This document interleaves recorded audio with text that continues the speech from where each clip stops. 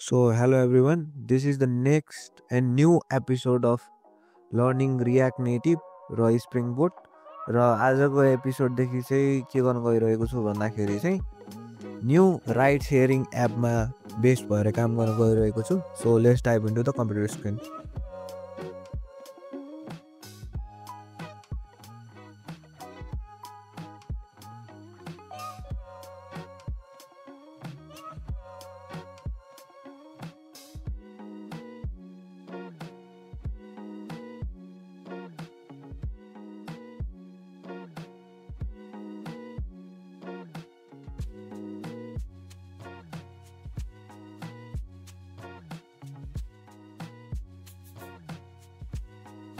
So let's look at the examples है त. So यसमा हामीले के युज गरेको छ आइकोनिक.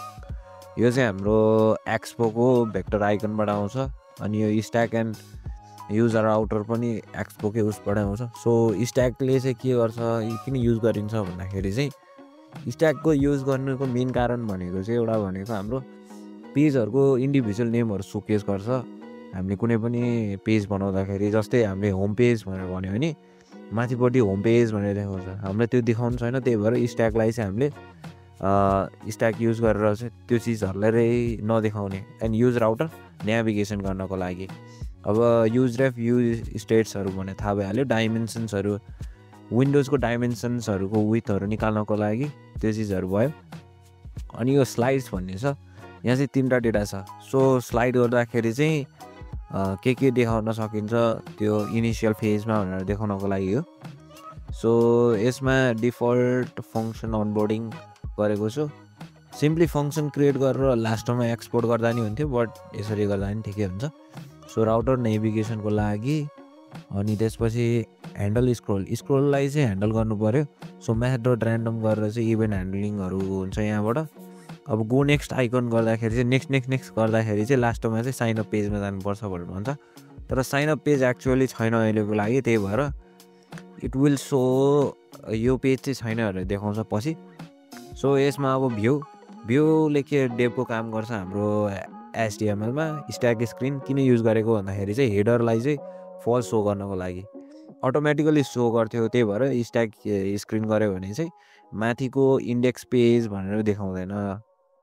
सो टच एपेसिटी किन राखिएको भन्दाखेरि चाहिँ अब यसले हाम्रो इन्डिभिजुअल्ली हाम्रो CSSहरूको होभर इफेक्ट गर्न मिल्दैन मोबाइलको रियाक्ट नेटिभको कोडभित्र. सो हामीले चाहिँ टच ओपेसिटी गर्न सकिन्छ.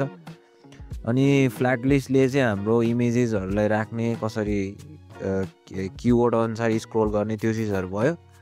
एन्ड देन इमेज हाम्रो IMG ट्याग भइहाल्यो. टेक्स्ट भनेको H1 H2 प्याराग्राफ ट्याग सबै यसले लिने भयो. अनि एज वी अलरेडी नो हाम्रो स्टाइल डट टाइटल भनेर हामीले यो राखेको छौँ. यो चाहिँ कसरी काम गर्छ भन्दाखेरि चाहिँ हामीले स्टाइल भन्ने एउटा कन्सटेन्ट भेरिएबल बनाएको छौँ. त्यहाँभित्र स्टाइल सिट डट क्रिएट गरेर चाहिँ राखेको छौँ CSSलाई बाइन्ड गरेर JS को भेरिएबलभित्र. सो त्यो भइहाल्यो. सो अनि भ्यू स्लाइड. अब यसमा म्याप युज गर्दा नि भयो, फर इज युज गर्दा नि भयो. सो स्ल्यासदेखि इन्डेक्स पेजसम्म लैजानको लागि चाहिँ हामीले यो गरेर भ्युजहरू ब्याकग्राउन्डहरू चेन्ज हुँदै जान्छ. ग्रिन अहिलेको लागि त म्याक्सिमम् ग्रिनै भइहाल्यो. त्यो जब हामीले स्क्रोल गर्छौँ नेक्स्ट बटन थिच्दाखेरि गो नेक्स्ट हुन्छ, त्यही भइहाल्यो. सो स्टाइल सिटको कामहरू थाहा भइहाल्यो हाम्रो CSS दिनको लागि.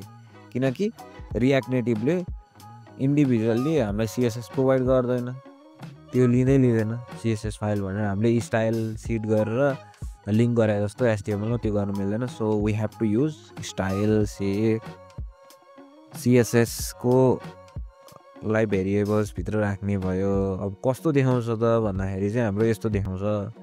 सो यसरी स्क्रोल गर्ने चट्ट होइन, यसरी स्क्रोल गर्ने. सो स्किप गर्न खोज्यो भने हाम्रो के देखाउँछ राउट मिलेन, पेज अभाइलेबल छैन. सो अहिलेको लागि यति नै थियो. इमेजेसहरू पनि चेन्ज गर्न सकिन्छ, एउटै इमेज राखेको छु. सो यति नै थियो आजको रिजल्ट. सो अनदर एपिसोड हामी चाहिँ UIमै काम गर्छौँ होला अथवा रेस कन्ट्रोलरमै काम गर्न सक्छु होला. सो यतिको लागि आजको लागि थ्याङ्क यू.